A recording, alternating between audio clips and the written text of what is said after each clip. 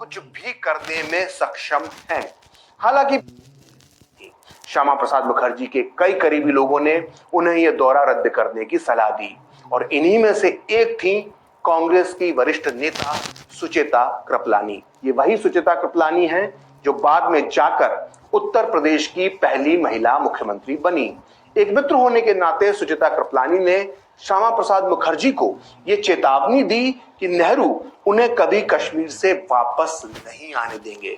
ये इतनी बड़ी बात लिखी है त्रिपुरा और मेघालय के पूर्व राज्यपाल तथागत रॉय ने अपनी इस किताब अप्रतिम नायक डॉक्टर श्यामा प्रसाद मुखर्जी में, जो इस वक्त मेरे हाथ में है।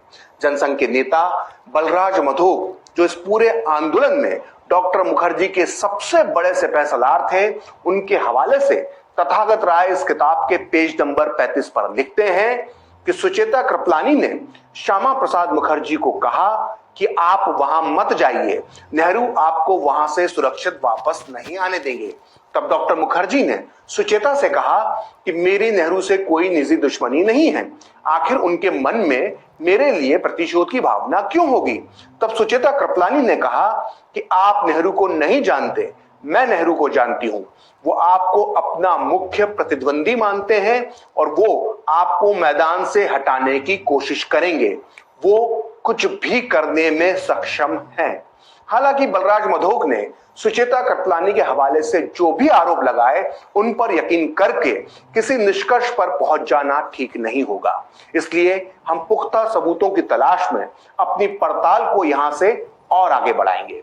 खैर, उस दौर में जम्मू कश्मीर में प्रवेश करने के लिए भारत सरकार से परमिट लेना होता था, लेकिन परम देशभक्त श्यामा प्रसाद मुखर्जी को यह कानून मंजूर नहीं था। लिहाजा उन्होंने बिना परमिट के ही जम्मू की सीमा में दाखिल होने का ऐलान किया। जाहिर है, इसके जरिए वो 370 खत्म करने के लिए नेहरू सरकार को चुनौती दे रहे थे। अपनी जम्मू यात्रा के दौरान उन्होंने एक बयान में नेहरू की कश्मीर नीति की धज्जियां उड़ाते हुए कहा कि नेहरू जी ने बार बार ऐलान किया है कि जम्मू कश्मीर का भारत में 100% विलय हो चुका है, लेकिन मुझे ये देखकर हैरानी होती है कि इस राज्य में भारत सरकार से परमिट लिए बिना कोई दाखिल क्यों नहीं हो सकता है। खैर, श्यामा प्रसाद मुखर्जी दिल्ली, अंबाला, करनाल, पानीपत, जालंधर, अमृतसर और गुरदासपुर से होते हुए जम्मू कश्मीर की सीमा से सटे पठानकोट तक पहुंच गए।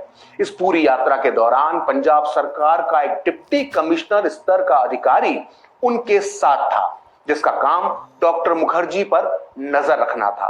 हैरत की बात है कि इस पूरी यात्रा के दौरान उन्हें पंजाब में कहीं भी गिरफ्तार नहीं किया गया। दरअसल यहां आपको बहुत ध्यान से एक बात समझनी होगी, तभी आप श्यामा प्रसाद मुखर्जी की रहस्यमयी मौत के बारे में ठीक से जान पाएंगे। दरअसल उस दौर में जम्मू कश्मीर में प्रवेश करने के लिए जो परमिट लगता था, वो भारत सरकार जारी करती थी, और जो व्यक्ति बिना परमिट के दाखिल होने की कोशिश करता था, उसे पंजाब की पुलिस सीमा पर ही गिरफ्तार कर लेती थी।